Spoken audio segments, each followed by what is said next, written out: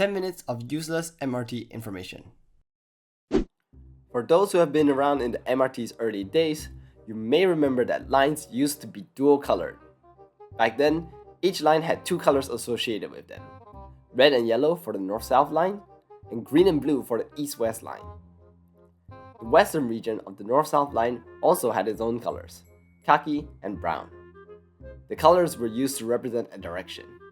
For example, northbound services were yellow and southbound ones were red. This was to make things easier for Singaporeans who were likely new to trains at the time. I think all of us are glad that they dropped this by 1996 because it looks pretty messy, and I myself find them super confusing. Along the east-west line, you may be able to find a few stations with this distinctive dome-shaped roof. It somewhat resembles a caterpillar and is the MRT Corporation's way of giving the stations a more attractive look. This design can be seen at every station between Kallang and Pasir Ris, except one. Eunos MRT instead has this Malay-style roof. It's inspired by this ethnic group whose name I won't even attempt to read. The architect behind the design said he wanted to add an ethnic touch to our designs to reflect our own culture. The designs were actually considered for both Khatib and Sembawang before being implemented at Eunos due to its large Malay community. Let's talk about infill stations. Infill stations are stations that are built after a line is already opened. This is usually because housing developments or new facilities lead to higher footfall in an area, which then warrants a new station to serve that population. The first infill station is Dover MRT on the east-west line. When Phase 1A of the east-west line was completed, it extended services from Ocean Park to Clementi. At the time, Singapore Polytechnic's population was around 14,000, which wasn't really enough to warrant an entire station. Come 1997 though, and the student population had increased by more than 50%, enough that the LTA decided to create an infill station there. The other existing infill station is Canberra MRT, up in the north. This, along with the currently unbuilt Sungai Kadut, was planned all the way back in 1996 when the Woodlands extension was built. These stations weren't constructed because of the lack of development at the time, but had their station codes reserved for future purposes. Both Dover and Canberra have side platforms rather than island platforms, as these were added to fit onto the existing rail lines. There are other infill stations like Hume and Bukit Brown which have yet to be fully built, but the stations I find more interesting are the ones which were never planned from the start. These stations have the letter A in their code. The first is Brickland Station on the north-south line. Brickland was announced in the LTA Master Plan 2024 and will also have side platforms just like Canberra and Dover. The other station with the letter A is Founders Memorial on the Thomson East Coast Line. This station is weird. Plans for a station at its location have existed since 2008 and was going to be built as a reserve station. It's my guess that the station was going to be part of the Thomson line even before it was merged with the Eastern Region line in 2014. Whatever it is, the station was formally announced in 2019, and once Stage 4 of the TEL was open, we got a chance to see that the station is actually fully built and is just waiting for the actual Founders Memorial to be completed, which is currently planned for 2028. So, if the station was announced in 2019, and the stations around it weren't open until 2024, why not just change the station codes of all the stations behind it instead of making it 22A? Maybe it was just a hassle to shift everything down by one? Who knows? As of December 2024, there are currently 142 operational MRT stations across 6 lines. There are also 40 LRT stations, 2 of which are also MRT stops. Of these 142 stations, 22 stations are interchanges between 2 lines, and 3 stations interchange between 3 lines. Looking ahead to the near future, 2025 will see the opening of Hume Station in the northwest. Then, in 2026, Silin, Sungai Bedok, and Bedok South will be ready for operation. Later that same year, the Circle Line will finally close its loop, adding 3 more stations to our total. Some may know that there are actually two people behind the English MRT announcements. The first person to read the lines for the MRT is Juanita Melson.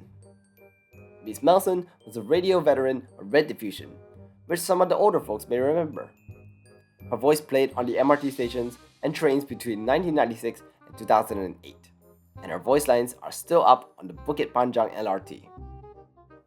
Ms. Melson passed peacefully in 2017, where she was remembered by many radio DJs for being an inspiration and also remembered as the first voice behind the MRT. The current voice actor is Chan Hui Yi. Ms. Chan is actually part of the Arjunit GRC and has a profile on VoiceOver Asia. Rich, creamy, smooth. Indulge yourself with a Toblerone smoothie. Simply irresistible. Yeah, pretty weird to hear our MRT announcement reading something like that. Sadly, the talents aren't exactly credited anywhere on LTA's website. Really wish they had a bit more recognition. Did you know that there are actually two different companies running the MRT trains? As each line comes into conception, LTA puts out invitations to tenders in search of an operator. SBS Transit has so far been able to claim two contracts, the Northeast and Downtown lines. When it came to operating the Purple Line, the government reallocated some of the bus services in the north from SMRT to SBS with the intent on a more seamless multimodal service. The reason the government wants at least two companies operating their trains is that they want competition between the multimodal services, which not only maintains but also increases the standards for us, the commuters. Something interesting about the Downtown line is that it has tracks that directly connect to the Circle line. The story goes like this. In 2013, during Stage A of the Downtown line's construction, Kim Chuan Depot was used as temporary storage and maintenance of the DTL trains. This is because, at the time, both Tai Seng Depot and Galibatu Depot were still being built. So, while the new depots were being completed, the trains were maintained at Kim Chuan Depot and also this facility called the Marina Bay Temporary Maintenance Facility. I honestly can't find much info about this facility online. I'm not really sure when it was built or what other purpose it served, but after the Downtown line was expanded and the new depots were in service, this depot likely went disused and closed around 2021. You can actually see the line to the facility blocked off in this video, and also tracks just being removed in this video.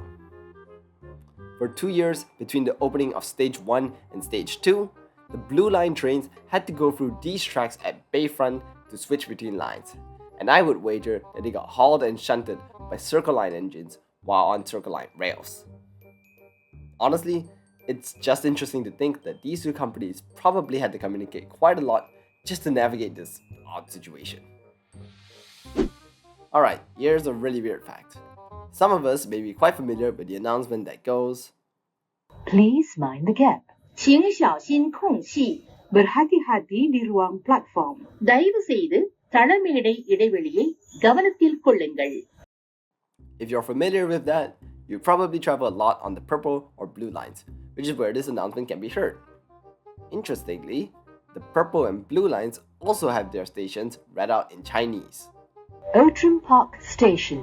欧南园 Beauty World 美世界 So, if you ever wonder why you know some MRT station names in Chinese, but not all, it's probably because you travel on the blue and purple lines.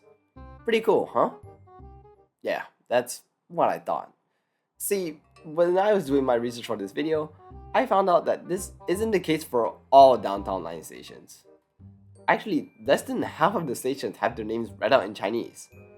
These stations are Hillview, Beauty World, King Albert Park, 6th Avenue, Tankaki, Botanic Gardens, Little India, Bayfront, Downtown, Chinatown, Bedok North, Bedok Reservoir, Tampines West, Tampines East, Upper Changi, and Expo. Oh, and Botanic Gardens has its name read out in 4 languages, for some reason. But wait, it gets weirder. I thought it was only the NEL and DTL stations that had their names read out in Chinese, maybe a decision of SBS Transit of some sort. But then I learned that the new Thompson East Coast line, operated by SMRT, also has its station names read out in Chinese. But not all. It doesn't even make sense to me. The stations are Woodlands North, Woodlands South, Mayflower, Bright Hill, Orchard Boulevard, Great Road, Orchard Park, Shenton Way, Marina Bay, Gardens by the Bay, Canton Park, Marine Terrace, and Bayshore. Also, like Botanic Gardens, Gardens by the Bay has its name read out in 4 languages too. I just don't get it. Why are only select stations announced in Chinese? There are stations like Tampines which are not read out, but Tampines East and Tampines West are. Why? If anyone has any theories, I'd love to hear them in the comments. So yeah, I forgot to record an outro, so here's one right now. If you like this video, you might like this other video about trains. Otherwise, yeah, thanks for watching.